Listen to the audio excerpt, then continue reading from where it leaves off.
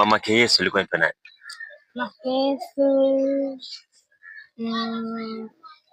Mary. Mary. Babake Yesu alikuwa na kazi gani? Babake Yesu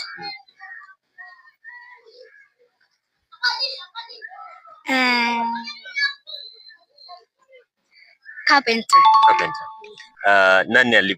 Nani alimsaliti Yesu? Ni nani alimsaliti Yesu? Who betrayed Jesus? Judas.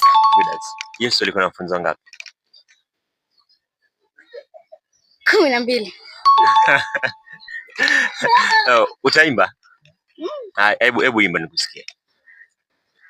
Mama, Mr. Wire, wewe, Mr. Transaction, wewe, Mr. Cash, ladies attraction, yani party after party, party after party, simu zenu sizitaki.